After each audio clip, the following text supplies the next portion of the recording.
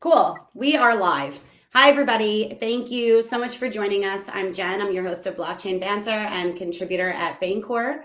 I'm here with Glenn, who is one of my colleagues, contributor at Bancor as well, fellow DAO member. Glenn, thanks for joining me here. We were just on the Twitter Spaces, kind of introducing a little bit of Carbon DeFi to the Sei community. But we decided that it would be a whole lot better, probably a whole lot more effective, right? If we were actually able to show them the product, not just send them to it and not just speak about it, but really kind of do a walkthrough with them and answer any questions that they might have. So thank you for joining me. And thank you. I see, some people joining the call also. I'm glad that they are. And guys, for everybody on the call, please post your questions. If you're on YouTube, you can post them as comments. If you're on Twitter, you can post them underneath my announcement. So we can get those questions answered. Go ahead, Glenn, what'd you say? Yeah, I was going to say it's great to be here. Good to see other people joining in this call. Always happy to talk about Carbon and other, Bancor products that we're working on. For sure. Okay, so we wanted to do this, like I said, to kind of really introduce the product to the Sei community. We're going to start off a little bit with Carbon DeFi on testnet. Is that how we want to do it, Glenn? Yeah, so Sei has like a testnet or devnet, essentially an environment where if you are deploying these dApps on the Sei blockchain, you can essentially test for free, right? It's the environment where you can deploy your dApps, test them out before it goes live on the mainnet, right? So mainnet, I think for Sei, they had a proposal that was put in governance, I wouldn't say this week on Monday, and that's roughly going to take 7 days to go through their governance. Assuming it passes, then Sei should go live, or Sei V2 should go live at that point in time. And then obviously folks that have been testing on DevNet or testnet can deploy their dApps at that point in time on the mainnet blockchain. It was really exciting actually to see that announcement that the proposal was up and that it could possibly be Monday. When we had scheduled this, I didn't think it would be that soon, but it's nice that it is. Like I said, it's kind of getting exciting. But in the meantime, having Carbon DeFi on the DevNet or the testnet is still going to help some users kind of get familiar with it. What I was saying on the previous call is Carbon DeFi isn't just an AMM. It's not really an AMM at all. So it might be a little bit different and allow users to do different things than they might be used to. So kind of giving them this little sort of intro to it, I think will be helpful. I'm going to bring your screen here. Sure. Yeah. So we can see a little bit of, hopefully everybody can see that well. Glenn, you can't zoom in on that at all, can you? Zoom in. Let me see. One sec. Does that help? Yeah. Okay. That helps. Yeah. So this is our the DevNet deployment of Carbon, essentially on Sei right now, right? So this is where we have been sort of testing out the smart contracts that they get deployed. They're an EVM chain, so not many changes happen there, but we still do need to make sure that the front end it's working as expected, is connected to the smart contracts, and then that the backend data is also ingesting the data from the blockchain properly as well, right? So that this all functions correct. And by the time we launch on mainnet after Sei V2 goes live, right, all this should be like quite easy to do, as we just went through the entire process on DevNet, and we are prepared to launch the product at that point in time. Cool. Okay, so what we're looking at here, when you go to DevNet, is this the screen that you go to?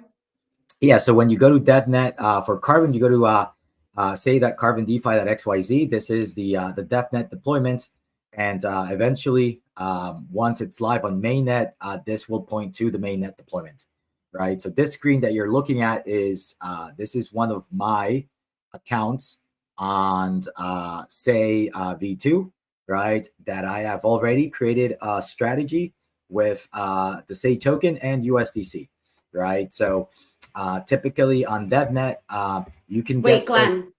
Sorry. Let me back up a minute. Yeah. Don't be sorry. No, I'm gonna stop you, and you're gonna stop me, and we're just gonna go back and forth so that we can kind of just make it clear to everybody, right? Sure. Okay, so you're talking about creating a strategy. This is kind of something that was introduced with Carbon DeFi, right? Creating a strategy. So maybe we can back up a little bit and let them know what this actually means. Carbon DeFi is more of an order book like protocol, right? Than it is an AMM. You don't just go in and say, I'm going to trade this for this. When you are creating a strategy, what does that actually mean? Yeah, so a strategy on Carbon DeFi, we have 4 different types, right? So if I were to like explain what they are, I can sort of just show you This here is perfect. what it looks like, right? So the first thing that you do on Carbon DeFi when you're creating a strategy is you have to select a token pair, right? So on the DevNet deployment of Sei, right, you have access to the Sei token, which you can get from a faucet, right? A faucet is a place for you to like request these Sei tokens that you can then use for testing. So you can get those for free, right? And obviously, they have this representation of USDC, but they have other tokens here as well, right? That you can choose. We'll use USDC because that's easy to do. But And you can pair here, you might be a little bit limited, right? It looks like because it's the test net, but correct. with Carbon DeFi itself, and this was a question that just came in recently, so I want to put a little bit of emphasis on this. You aren't restricted to existing trading pairs. You're not restricted to any sort of a pool, nothing of that sort. There are no pools on Carbon DeFi. So you are able to create a strategy using any two of the standard ERC20 tokens, right? Yeah, so you can You do. pair any of them, one against whatever you want, as exotic as that trading pair might be. It's actually something like that could thrive on Carbon DeFi. I just want to throw that out there, that you aren't restricted to anything of the sort that you may find yourself being on an AMM. Correct. Any standard ERC20 tokens are fair game for creating a strategy on Carbon. Most people do go for like the popular trading pairs, but that doesn't necessarily mean that those are the ones that you have to utilize for your trading strategy, right? Yeah. As long as those tokens have on-chain liquidity, right, then they can be used, right? The only caveat for Carbon DeFi is that it doesn't support tokens that have a fee on transfer, so tax tokens, and it doesn't support tokens that rebase, right? Typically, these tokens are not just problematic for Carbon, but in general, they're also problematic for other dexes out there, right? Whenever these tokens are essentially, created, a lot of dexes are not capable of handling them because they have these properties. It just makes it difficult to do proper, exchange with. Right. Okay. So standard ERC20 tokens, anything other than kind of the fee on transfer and the rebase. Right. So that's correct. And Cool. that's easily like the majority of the tokens that are out there, they are standard, right? So Yeah. it- Okay. it's So not then those- underneath that, Mhm. we have the strategy types. So this allows the user, we're talking about what do we actually mean by a strategy type, right? We have the limit order. Maybe we can kind of Yeah. give a little So bit on each one and then kind of show what the actual strategy looks like upon creation. right. So you have when you create a strategy here, you have like a strategy type selection. There's 4 different types of strategies. Limit order is what we're selecting now, right? And we can sort of go here. I just show you what that looks like. Let's wait for this chart here to load. But And a limit order on Carbon DeFi is pretty much how it would be on a centralized exchange, correct. right? There should be no difference from a centralized exchange. If you use a limit order on Coinbase, Binance, Kraken, any other SEX out there, it operates in a similar fashion, right? Right. And I say that because a lot of the times in DeFi, you hear this term limit orders, right? But the problem is that a lot of these limit orders, they are kind of not really what you are accustomed to on a sex. And I'll explain why I say that. Because these limit orders, usually what ends up happening is you place them on a trading venue, so any decks out there, and typically they're out of the money limit order, meaning that they're above or below. They're above or below the current market price. And if the external market price reaches that point of your limit order, your order gets filled. Now, what ends up happening is when your order gets filled, right? That's great. Now, if the price retraces, your order gets undone, right? So this behavior where your limit order is not final once it gets filled, it's not a limit order, right? And this is something that people that have been trading on sexes, it's something that they're not really accustomed to, right? Now, what you can do, a lot of DeFi protocols, what they do is they rely on other third-party infra, things like keepers, right? Such that they're monitoring hooks, the order. things like that. Right. So keepers, oracles, things of this nature. And what they'll do is they'll monitor that order once it's filled, right? It will try to withdraw that liquidity so that if the price does retrace, your order does not get undone. But there's issues with that because typically these out of the money limit orders, when they get filled, there tends to be a lot of like market volatility that occurs at that point in time, right? So on the next block where it's supposed to like withdraw your liquidity, a lot of that time that block is highly competitive, right? Meaning that there's a lot of people trying to get orders or transactions into that block. So it might be that your keeper might not be able to pull you out before like the price changes again, right? So this is one of those issues with like limit orders on other protocols versus on Carbon. Our limit orders are final, right? Once it's filled, there is no undoing that limit order. And they're native. They're Right, native. You're talking about the third-party dependencies. It's not just the fact that it introduces complications, in the next block. It's also the fact that there is no dependency on any third party. This was like by design. It was specifically designed to offer these sorts of features without having to rely on keepers or oracles or hooks or plugins or anything of that sort. So it's nice to not have that sort of what I consider to be an unnecessary risk, or cost.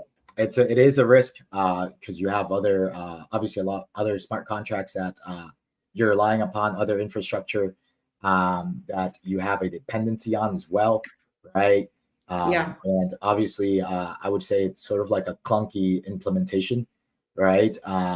Versus a limit order on Carbon, which is native to the protocol, and they operate exactly as you would expect them to if you are coming from a centralized trading venue, right? So I can show you here. So this is the Sei USDC trading pair, right? You can easily say, I want to buy with maybe 100 USDC, right? At a price of, so right now it's at 0.54 cents. Maybe I want to acquire it at 40 cents. So roughly 26% below the market value, right? So if say it goes at 0.40 cents, I'm going to buy with 100 USDC. And I'm going to receive 250, say, if my order is filled in its entirety, right? So up top, you're choosing to buy. It has the buy or the sell option. So when a user goes to a limit order, they can choose buy or sell. And they can choose, like we're working at limit right now. So we'll focus on the limit.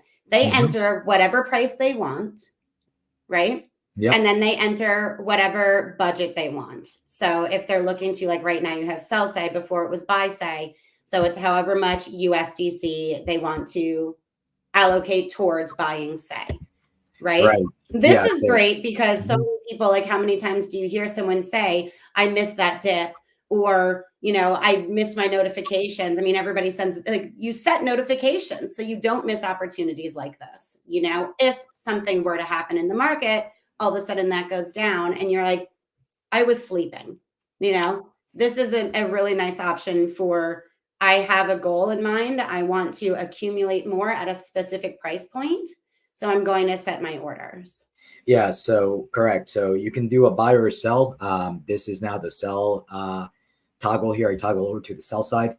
And here I've done 100 say that I'm selling at a price of $1 or $1 or 1 USDC per se, right? And assuming this gets filled 100%, I'm going to receive 100 USDC, right? So the great thing about this, like you mentioned, is that a lot of the times when you are sort of buying or selling tokens, you already have like these price targets in mind, right? Like you might have bought something at like, I don't know, 50 cents, and you know that your 2x is at $1, and you already know that you want to sell at $2, or your 2x is at $1. You already know that you want to sell at $1, so you can just go ahead, create that limit order, leave it on chain, right? It gets posted on chain, and whenever the price gets there, your order gets filled, and at that point in time, you can come back to that order and then withdraw, right, the amount that you receive for selling those tokens. Right. Yeah. This is the good thing about Carbon. You don't have to babysit anything. It's just there, and then once it's filled, and then you can go and withdraw those funds. It's so nice. You know what you want to achieve. Fill in the blanks. Walk away. Correct. So these are the limit orders on Carbon. So those should be pretty easy for most people to understand. Since I'm sure that most I guess traders, liquidity providers, have sort of used them in the past at one point or another. The next order that I'm selecting here are what we call our range orders. Now, range orders, I would say they operate in a similar fashion to limit orders, right?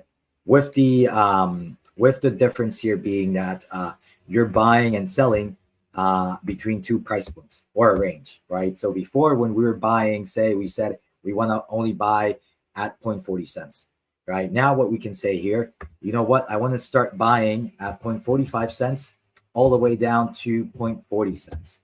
I love this feature. I got a smirk. I don't know if you could see me, Glenn, if you're looking at your own screen. I hope everybody else can see me, but as soon as we went to the range orders, I got this smirk on my face because I love the fact that users are able to, like we're talking about timing the market and everything else, you have this goal in mind, right? But just because you have this goal doesn't mean that it's necessarily realistic, right? I want to buy at 40 cents, but if it goes to 41, I'm going to be so butthurt that I didn't go at 41, like I was 1 penny off. But to say, you know what, I want to buy at 40 cents. Is it going to go to 40? I don't know. I'm going to start buying at 45 cents and go buy all the way down to 40. I just think that's such a nice feature. Calling the top and calling the bottom is pretty much impossible, Yeah, it's impossible. To be able to define, you know what, like the actual user, they're not restricted to, something like a pool, I only want to buy at this price down or up or whatever it happens to be. Like, I love this feature. Sorry, go ahead. Yeah, no, it's a good feature. Like you were saying, it's very hard for anyone to call the top or the bottom. Like the exact top or bottom is very difficult, right? So like range holders, they essentially give you like room for error, right? They give you some breathing room, so that either as the price goes on the downside, you're buying tokens, or as the price goes on the upside, you're selling tokens, right? And you're never going to be in a position where, like you said, the price went to and you were buying at 40 cents. Now you didn't get filled, and the price turned around, and then that token did like a 3 or 4x. And obviously that is like a bad feeling. Same thing on the opposite side, right? If you're trying to sell something at like $1, for example, and the price only went up to like 99 cents. Well, you never sold anything. Now you have round tripped, right? And you have missed selling anything for this cycle. You have to wait like another 2 or 3 years. Like that is like one of the worst feelings ever. It's a nice way to secure your profits, right? Yeah, correct. You want to make a little bit of profit. You want to, skim some off the top and not have to put it all, eggs in one basket, right? Yeah, it lets you easily scale in and scale out of your actual tokens, right? The nice thing here is you can see here, for example, like I'm putting up 100 USDC again. So when we were doing this with a limit order at 0.40 cents, right, we were going to get 250 SCI, right? Now with a range order, we get 235, right? So it's a little bit less, but that's because your average execution price here ends up being the well, you start buying at 45. You start buying in a little bit higher, so it's going to be a little bit less. You start buying at 0.45, and as the market sort of goes down in terms, or let's say the price of Sei goes down into this range, right? You buy a little bit more, and then obviously, like if it goes below 40 cents, then your entire budget of 100 USDC gets exhausted at that point in time. But you start buying at 0.45 cents slowly. until 0.40 cents. Yeah. Yeah. And awesome. yeah, just to demonstrate, you can also do this in the opposite direction. So you can sell, right? We were selling at $1 before. You can now sell between 0.90 and $1, right? And we'll sell 100 SEI. So we'll get roughly 94.86 USDC, assuming this order fills 100% of the way there, right? You have this flexibility to sell Sei tokens as the price slowly goes up, essentially up as it goes up. Yeah. Yeah. Awesome. Cool. What about something that I want to point out really quickly. We didn't mention it for the limit orders, but this is really important for all of the orders on Carbon DeFi. So you get asked about gas. Everybody wants to know, I mean, what is it going to cost me, right? Especially when you're talking about how you are able to like sell or buy within a range, right? Like how much is that going to cost a user? So I want to just kind of break. Carbon DeFi doesn't charge its users any sort of protocol fees. When you're in here and you're making a strategy, which is what you're doing right now, it's a network gas fee to create your strategy. We'll get to the adjusting later, right? If you want to edit something at all, there's a network gas fee. But there are no fees, gas fees or trading fees anytime orders are filled. So you're paying that one-time fee to create the strategy, make your tokens available for the buying or the selling, and then someone on the other end, right, is going to be paying that fee. So the price that you're quoting, what the users are saying, I only want to sell this at $1, you're getting $1 or, 100, USDC or 1 USDC, whatever it happens to be. The amount that you're specifying is the amount that you're receiving. It's not coming out of that. You're not paying any sort of gas fees. I just wanted to make that clear really quickly, and we'll kind of touch on it a little bit again with the next order type, the recurring. Correct. That is a good That's reminder. an important one. It's important. The only fees that you pay on Carbon is to create the strategy, right? And then there is no other fees that the protocol charges you to create that strategy, right? And obviously, like once that strategy is created, you don't have to have any sort of like gas to cover any trades that occur against that strategy. That is covered by the taker on the other side, right? Because these orders get posted on chain for anyone to take. The person that's taking that order, they need to essentially cover the gas cost to take it. So here, what we have is the recurring strategy. This is what I would say the most popular type of strategy on Carbon, because it gives you this ability of buying low, selling high on repeat, right? So what does that mean, right? So you can see under this strategy, we have two orders, right? One order is for selling, and then you have one order for buying, right? Each order, you can have limit, range, or you can do a combination of limit and range. So we'll just do a combination of limit and range here so that you guys can see this thing in action, and I can show you what it looks like. So right now price is at 0.54. Let's say we're gonna buy between 0.40 and 0.45, and we're gonna contribute 100 USDC. So this is our buy order. For our sell order, we're actually not gonna fund this order with any SEI, right? But we are gonna... Okay, so let's stop there for a second, if you don't mind.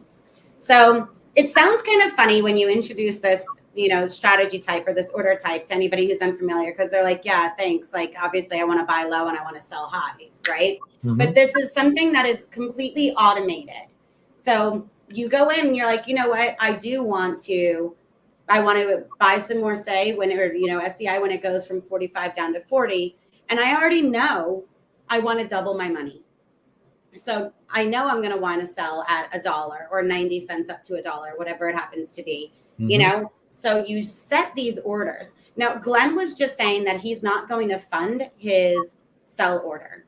So what he's saying, like, first, you have the ability to create an order with funds you don't yet have, which I think is a really, really, it's not just a cool feature, right? But it's really beneficial for anybody who has this sort of strategy in mind, who knows I'm buying here, I'm selling here, right? They don't have to worry about that anymore. But Correct. right. So sorry, I wanted to just kind of touch on that really quickly, that you don't have to have that. But what he's essentially saying here is, I think that the Sei token is going to go down from 45 to 40 before it goes up. So I'm going to fund this with my USDC. I have 100 USDC I'm going to buy Sei with. And then, go ahead, Glenn. Yeah, so that's correct. So the way this is set up right now is we're expecting the market to go down first and have our buy order be filled so that we convert USDC, 100 USDC to SEI, and we acquire 235.70 SEI when this order is filled 100%. Right now, what ends up happening here is that SEI that we acquired is going to move automatically to your sell order, right? And at that point in time, it's going to be made available to sell at $1, right? Or 1 USDC, right? Right. So assuming that happens, we can sort of like put this number in here just so that you get an idea of what this looks like, right? And it doesn't have to fill completely, right, Glenn? So there are partial fills as well. So if it only goes down to, say, 43 cents, the SEI or the Sei that you're acquiring is automatically going to go and fund that sell order. So it's not all or none, it's partial as well. Yeah, so any tokens that any SEI tokens that you acquired as part of this order will be made available in the sell order, right? Even if the orders does not get filled 100% of the way there, right? Whatever amount it got filled and whatever Sei tokens you acquired will move up here for selling, right? Yeah. So it's not all or nothing, right? Essentially, any liquidity that you acquired from that order getting filled, either 100% or partially, will move over to the next order, right? And again, that's with no keepers or hooks or anything like that. This is all, like, everything that we're talking about right now is all native to the protocol. So there are no third-party dependencies or risks at all in any of these features that we're referring to, or in Carbon DeFi at all. Right. These are these orders. There is no dependency on any third-party infra. Internally, like these orders, you can consider them as being linked together, such that liquidity just rotates from one order to the next as they're filled. Right. So, and this is what they're actually referred to. So if anybody is looking and reading the blogs or anything like that, this sort of recurring strategy that we're speaking about, you'll see the terms linked orders and rotating liquidity. That's specific to the recurring strategy. Right. So we funded the buy order because we thought that the market was gonna go down first, but we could have also done the opposite, right? Like we could have not funded the buy order. We could have funded the sell order with 100 Sei, right? And then obviously the market goes to $1. We sell the 100 Sei. We acquire 100 USDC.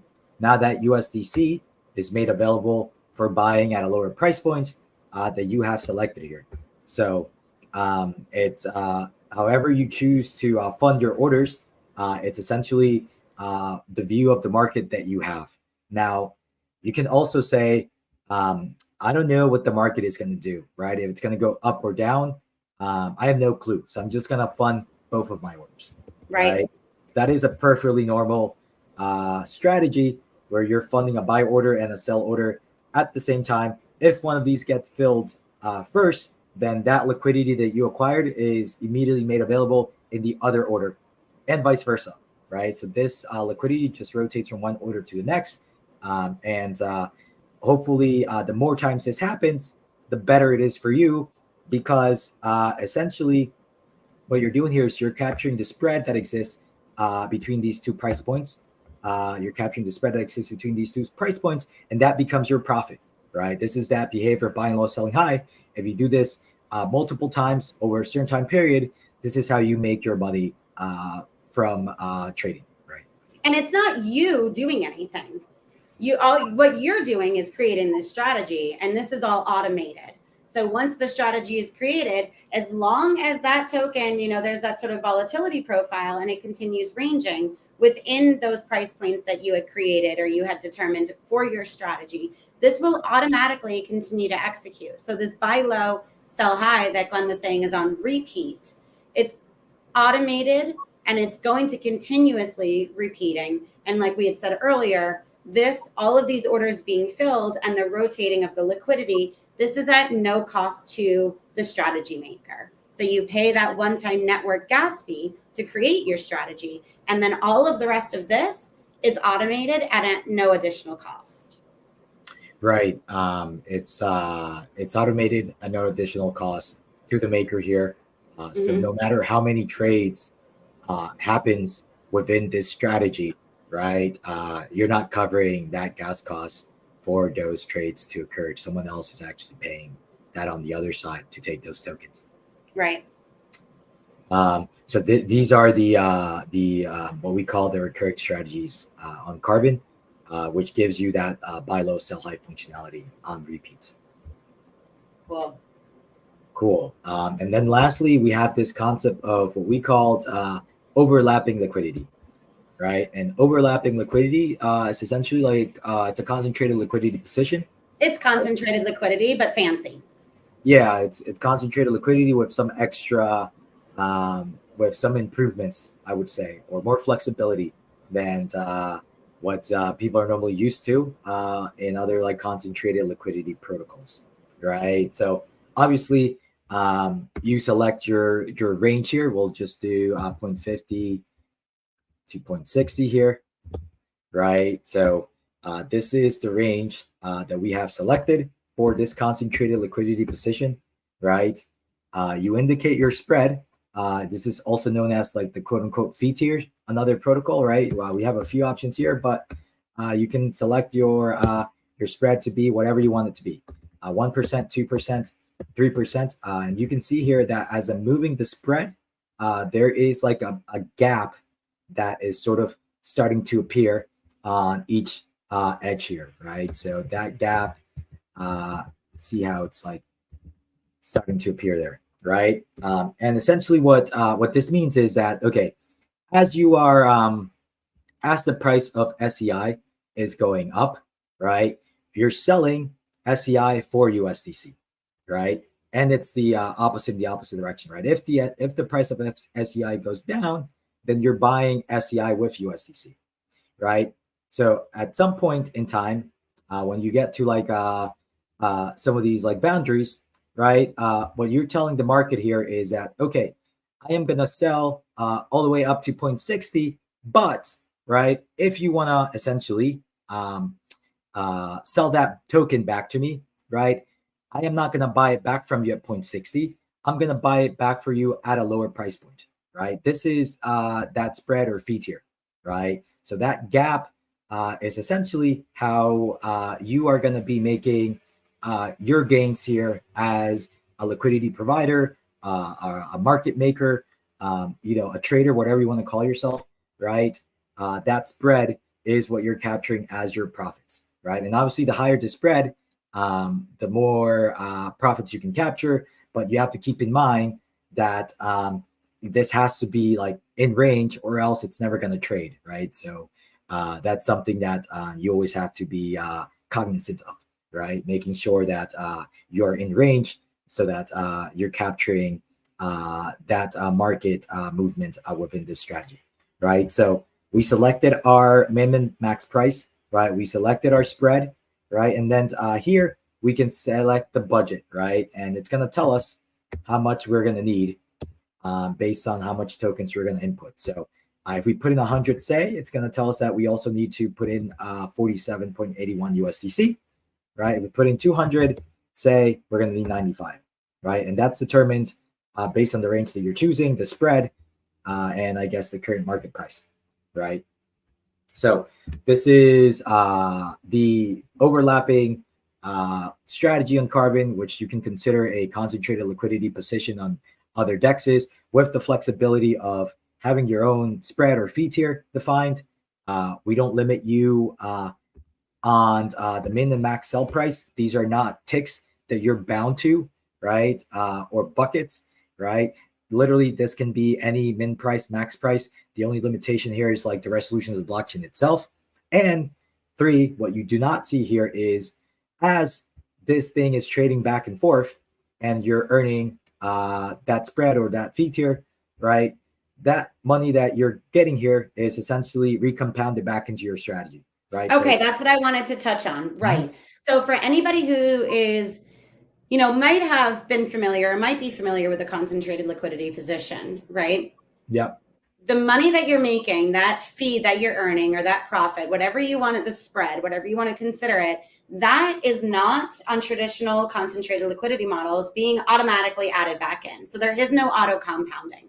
That would Correct. have to be a manual transaction, right? So you're going to be Yeah. paying for the gas. It's something that you would have to take your time to go and do, is continue to add this back on, right? Yeah. Or if somebody were to offer this feature, this is going to introduce that third party dependency again, right? So with Carbon DeFi, whatever profit, whatever spread you're making, the fee, that's automatically added back in. So you have that auto compounding kind of Mhm. built in to this feature or this, order type as well. Right. That's a good point. There is no extra or your fees or your gains, they do not go in a separate location, and then you have to go there and collect that, and then I guess auto compound that back into your strategy, right? Well, No. you got to wait until it's worth it. Okay, gas is going to cost me this much. It's not like you could do it every time there's a trade that occurs, right? So Yeah.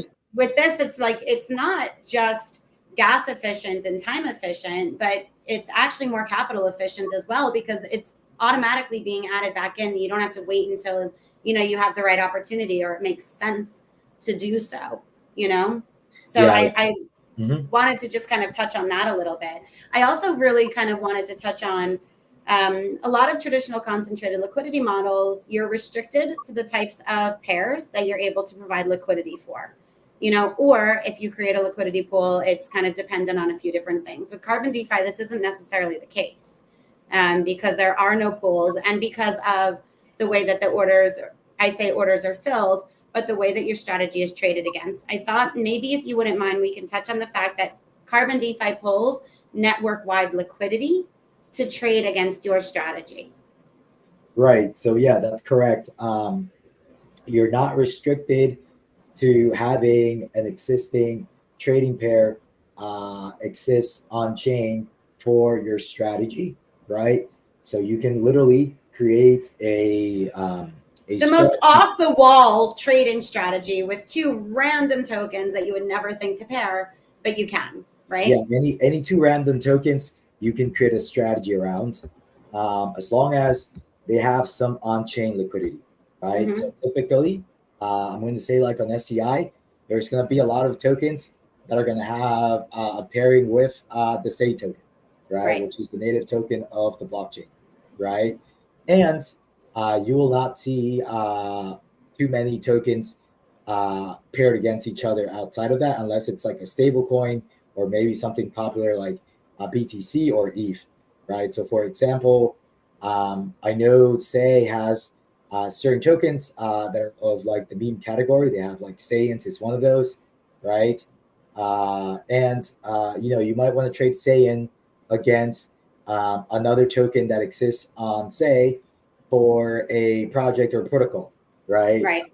That might be whatever lending and borrowing protocol, the other DEX, right? As long as Saiyan has liquidity on chain, that might be Saiyan against Sei, and that other token has liquidity against Sei on chain as well. Then that order or that strategy will have its orders filled, Yeah. because Carbon will just source that liquidity from all those trading venues using something which we call the fast lane, and which we'll go into more detail a little bit towards the end of this Yeah. presentation. Cool. Thank you. Cool. So So for now, anybody wondering, can I sum this up really quickly? for If sure. you look and you're like, okay, cool, Carbon DeFi, it's not an AMM. It's more of an order book like protocol. It allows you to buy or sell any token paired with any other token, standard ERC20 token. at a specific price, or within whatever price range you decide to as a user, right? Then it has the recurring orders because that's your limit and your range. Then it has the recurring orders where it's that automated 24/7 buy low, sell high, continue to buy low and sell high for as long as, that there's that sort of volatility or that sort of crabbing, right?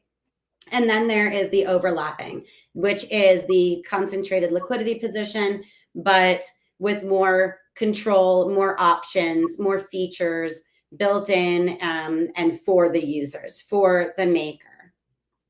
Right. I think that sums it up pretty well. Now that, for example, I have created a strategy here, which you are looking at right now. When you create a strategy on Carbon, it goes into your My Strategies section. So this one is obviously Sei USDC. You can see that my budget for this strategy looks like it's 94 cents, right? And that is 94 USDC. That is ready to buy between 0.30 and 0.45. And then I'm going to be selling between 0.90 and $1, right? So this sort of gives you an overview of the strategies that you've created. It tells you how many tokens you have on the buy order or the sell order or both, right? And the cool thing here is that once that strategy is created, Carbon DeFi gives you an NFT, and this NFT represents your strategy, which you can use to, for example, either edit the prices, right? You might say, maybe I'm willing to buy between 0.20. So this is something we hadn't spoken about, right? So not only does Carbon DeFi give its users the ability to determine exactly when they want to buy or sell, and what prices they'll receive for that, but it also gives them the ability to go in and say, I'm not really happy with the strategy that I just created. I want to change my prices. I don't want to have to, withdraw my liquidity or my funds, right? Recreate and redeposit my position or my liquidity all over again, recreate this position. What Carbon DeFi allows users to do is go in and very simply say, I want to adjust my prices. I want to edit my prices. This is what Glenn is showing us now. And something I wanted to add, Glenn, really quickly that we didn't touch on before. I mentioned the gas prices. We were talking about how as a maker, you're only paying when you create a strategy, the network gas fee when you create a strategy, and if you want to go in and edit your prices or manage your strategy, which is what we're showing now. But we're talking about these automated features and how the funds and the liquidity are automatically rotated back and forth, and these orders are linked together. And to some, and I had somebody say that sounds expensive, right? It's nice that you don't pay when all of your orders are filled, but to create it, how does that compare? So the devs did research, and recent tests have shown that it is much more gas efficient to create a strategy on Carbon DeFi than it is comparable DEXs. These tests were obviously done on Ethereum, but to create an overlapping liquidity strategy on Carbon DeFi, as opposed to a traditional concentrated liquidity on an AMM, it is much more gas efficient, 10 to 80% or 2 times more gas efficient, depending, right? But to do this in general is going to cost you less than your traditional AMM. I wanted to throw that out there. Sorry.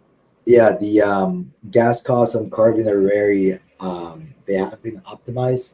And also, like, it's just the architecture of the protocol lends itself to just being cheap to create these strategies in terms of like how many slots in memory, define like a Carbon strategy, right? Things like this essentially make it so that as you're interacting with the protocol, it's going to be very cheap. Now on SCI V2, the gas cost should be pennies on the dollar, if not sub pennies, right? The blockchains, it's going to be very cost efficient to use from a gas perspective. So I don't expect things to be, more than like a few pennies to do any sort of operations there, right? Right. So now going back to what I was showing you here, Once that strategy is created, you can actually edit the prices. You can go here. If you change your mind about the price points where you're buying and selling, you can easily do that without having to recreate your entire strategy from the beginning, meaning that you have to withdraw your funding, delete that strategy, recreate that strategy, add the funding, etc. That is not something that you have to do. You can just edit that strategy easily on Carbon. And it's the same thing for other types of operations. You can also add funding or remove funding, right? So adding and removing funding, easy to do. You can pause that strategy if you're not sure about the trading, the current trading. I always say that's like kind of the freak out moment. Like the market just did something I wasn't expecting. What do I want to do? I'm not quite sure. I want to take my tokens and I don't want to make them available to trade against, right? Yeah, it gives you you can pause that strategy until you're sure about what exactly you want to do, right? And at that point in time, your strategy is no longer trading. And then obviously once you're comfortable again, you can re-enable it and then have that strategy be available for trading. So this is like this is what covers the operations that you can do on the strategy. You also have a historical. This button here essentially will bring up the history of that strategy. So when you click on the strategy history, it will tell you the history here. So the activity, this activity section here tells you, okay, the first thing that was done was this strategy was created with one Sei. It tells you the date, and then it also tells you the transaction hash. Here, you can click on this. It will bring you to the Explorer, and then you can look at the actual transaction metadata, etc. And then up here, you can see that we have had some trading activity on this strategy already, right? So, for example, on May 20th, it looks like we sold some Sei for USDC, right? And then it tells you what the average price was for that sale, right? It looks like some more Sei was sold for USDC, and then it tells you at what price point that happened, right? But in general, this section gives you the historical for that strategy. And then obviously you can also export that to a CSV file and utilize that for whatever tracking you're doing on your side, right? Or if you just want to keep this for historical purposes, you can do that as well. And then there's some filters here. In this case, for selecting the dates, if, for example, this strategy has seen a lot of trades and you only want to filter for a certain time period. And you can also filter on actions. Right now, we only have two actions, create and sell high. But this strategy will also have other actions as trades occurred against it, and then those actions will show up here. So that is essentially the My Strategies section. You have this portfolio here, which is nice. This is assuming you have more than one strategy created, right? You have multiple tokens, and it shows you the composition of your entire account and all of the strategies on Carbon DeFi, right? How many tokens you have of each one. You can also do the same thing for activity account wide, right? So instead of focusing on a specific activity for strategy, you can do it for your entire account, and then all of your strategies will have their activity in here just put together, essentially. Glenn, one thing I don't know if we want to continue on after this or if we want to maybe do a second part with the simulator to kind of show a little bit of that also. We're at 50 minutes already. For sure. But something I wanted to kind of talk about also was when, I think it was the last call with Crypto Hunter, actually, we were asked if we have copy trading. And I was talking about the duplicate a strategy feature. Right. So because we have, you have the strategy here. This is the strategy that you have created, but we also have a section where you can essentially explore every token pair that has a strategy on Carbon, and you can do that here, or you can also look at someone's wallet and look at all the strategies they've created. So if we look at USDC and Sei, you will see here there's a bunch of different strategies that have been created, right? One of these is mine, but the rest are not mine, right? There might be a strategy here that has like a good ROI. These strategies that we're showing you right now, these are on mainnet, or I shouldn't say mainnet, these are on devnet or testnet, so they don't have much activity.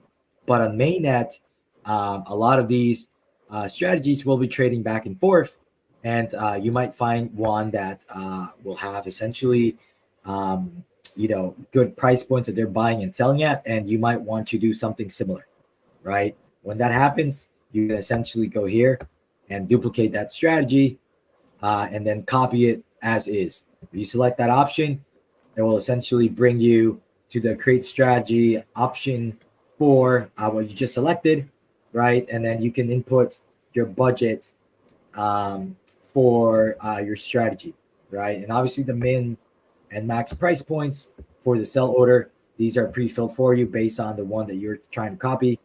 And similarly, on the buy order, the min and max amounts are also pre-filled from the strategy that you selected as the one that you wanted to copy, right? Now, the thing with this though too, and this was something, with Carbon DeFi, because you can so easily go in and adjust your prices or adjust your, your strategy. Copying somebody you can duplicate this strategy like it's being shown right here, but to copy them, as soon as they change their prices or something of the sort, yours is going to stay the same. So this is why it's not exactly copying someone's trades. This is more of a duplicate the strategy, and you can kind of watch and see if they do. But just because they change their prices, there's no way for this to just automatically happen on your strategy. Like, this is where the copy trading versus duplicating a strategy, the difference really comes in. You're the only one who's able to determine what prices you're going to be trading your tokens at. Yeah, that's correct. Once you duplicate that strategy, right? If the original strategy changes its prices that they're buying and selling at, that will not carry over to yours, right? Which is a nice feature. I mean, Right. if you're looking at the copy trade, okay, maybe not so much, but security wise, like, you are the only one who is making any sorts of changes or, saying, like I said, when you want to buy or sell your tokens. This is only up to the owner of that strategy. Correct. You're not, someone else can never change prices of your strategy, right? You're the Right. only one that can change those prices unless for whatever reason your wallet was compromised. Oh, Glenn, don't go there. Yeah, That's in which sad. point you have bigger problems. But Right. yeah, that is essentially Carbon in a nutshell. Covers a lot of the things. We are hitting the 1 hour mark. Perhaps we do the simulator separately. Mm-hmm. But I just want to say that Carbon was designed to be very prescriptive in nature, right? Meaning that the protocol does not tell you how to trade, but rather you tell the protocol how you want to trade, right? Yeah. And the protocol will do exactly what you're telling it to do, right? If you want to buy and sell at certain price points, it will do that, right? If you want to sell at a specific price, it will do that. If you want to create a overlapping liquidity position or a concentrated liquidity position within certain price ranges, certain fee tiers or spread, right? You do that, you tell it, and then it will respect your trading preferences. So it's very flexible, and it's all on chain, right? All these orders are on chain, right? There is no off chain order book, right? Everything gets posted on chain. You can see everything that's happening, who's trading against you. It's all transparent. It's all out there. Glenn, I'm going to go there. I know I shouldn't, but you know how we're always like announcement of the announcement. Mm-hmm. So we're talking about editing prices just for everybody who's watching the call. This wasn't a feature that was supported for overlapping strategies, like overlapping liquidity, but this is something that is going to be made available and changed like on the app, like made available to users, right? Right now you can go in and edit your prices and things on for limit, range, and recurring, not for overlapping. This is changing in the very, very near future. So if anyone is going and looking at this, I don't want them to think that this isn't available to us forever, right? It may very well only be for the next day or so. For sure. But after that point, sometime in the next 24 hours, I'm thinking this is actually going to be a feature made available for overlapping strategies as well. Absolutely.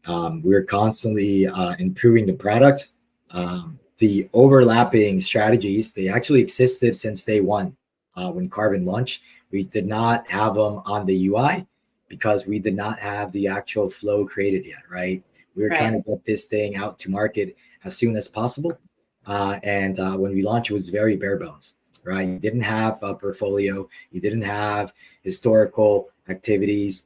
We didn't have the simulator. You didn't have the simulator. You didn't have edit functionality. A lot of the stuff wasn't there, right? Even though it existed at the smart contract level, getting the UI to essentially support all these things so that users can do this easily, right? That takes time. So like Jen said, editing prices on overlapping strategies, that is coming. And at that point in time, you can do it from this window or this screen that you're looking at right now. You'll be able to just go ahead and edit the prices on an overlapping strategy, right?